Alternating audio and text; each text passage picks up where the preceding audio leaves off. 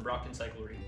I just finished up a 9-day, 1,000 kilometer tour on the north end of Vancouver Island along the Tree to Sea Loop. I put this video together to share my experience, as well as provide some insight to anyone who's thinking of doing this route in the future.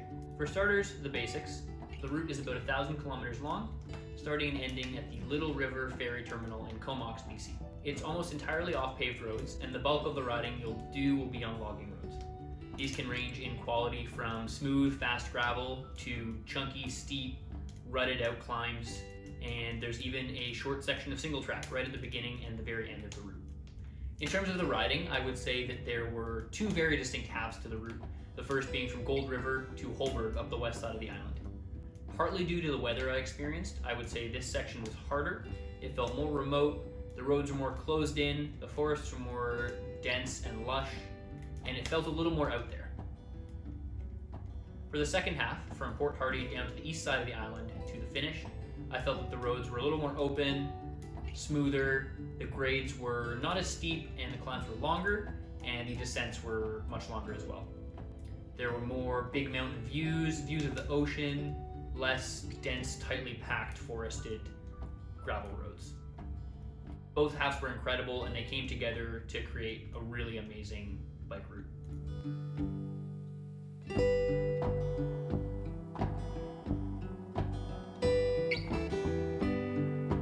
The Tree to Sea Loop is remote. You're off the beaten path pretty much the whole time, and between towns you're not likely to see anyone except for bears and the odd logging truck here and there. When you do pass through a town, there are often small villages of a few hundred people, or maybe a few thousand, and resupply options are usually pretty limited to 1 or 2 restaurants, a convenience store, maybe a grocery store if you're lucky. That being said, proper planning and research is a very important aspect if you're going to do this tour, especially if you're going to do it alone. I always made sure to carry an extra dinner and breakfast, and I was always aware when my next resupply would be, what the hours of the stores were, and how much food I would need to stock up on. Cell service is also quite limited on the route, and depending on your pace, you should be able to check in every couple of days at least.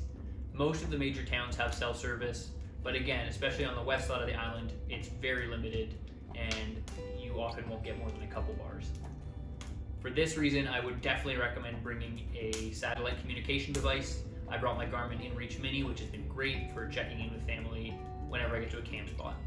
Obviously, the remote nature of the route means you're going to have some pretty unbelievable experiences that very few people are going to be lucky enough to see. You'll see massive old-growth trees and forests, beautiful vistas, ocean views, and abundant wildlife.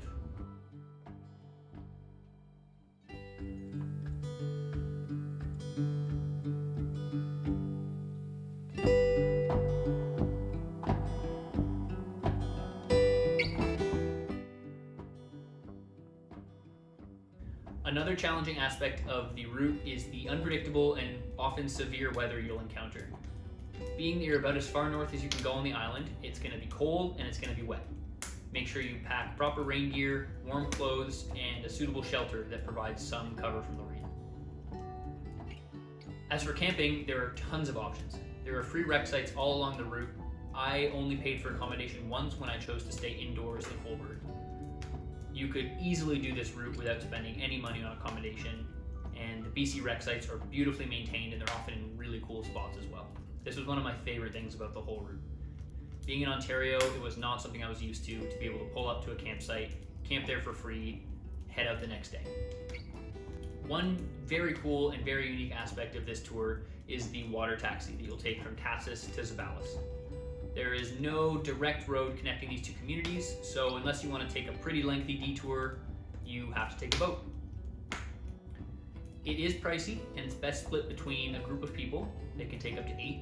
It is an incredible experience and really adds to the feeling of being out there. Once I got off the water taxi, I really felt like I was on an adventure. Now for the gear. I was riding my Curve GMX Plus, which is a drop bar mountain bike with 29-inch wheels. It's my do-everything bike, and it's the perfect tool for a job like the Tree to Sea Loop. Firstly, I'm a fan of big tires. The GMX Plus clears a 3-inch tire, and I was running a 2.6. I went with the tried and true Vittoria Mezcal, and they were great. I would recommend at least a 2-inch tire to tackle a route like this, but honestly, more is probably better. As for gear and range, there's a lot of steep hills on this route and a lot of climbing.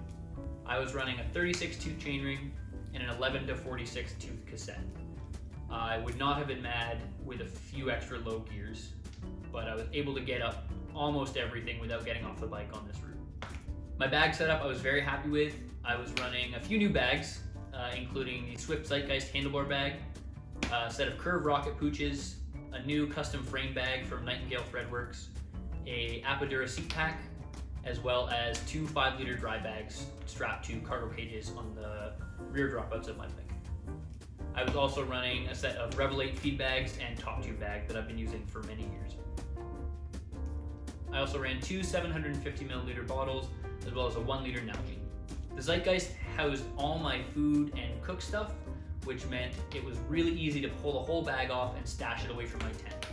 Anything that smelled like food went in there at the end of the day, and I would collect it in the morning before I was ready to leave. In my seat pack, I kept my tent, sleeping pad, and pillow. The dry bags on the back kept my down sleeping bag safe and dry, as well as my end of the day clothes. This includes my down jacket and a full change of dry clothes to put on once I got into my tent. The rocket pooches turned out to be extremely handy. I love being organized on the bike, and having these little guys up front meant I could compartmentalize all my clothing and know where things were quickly.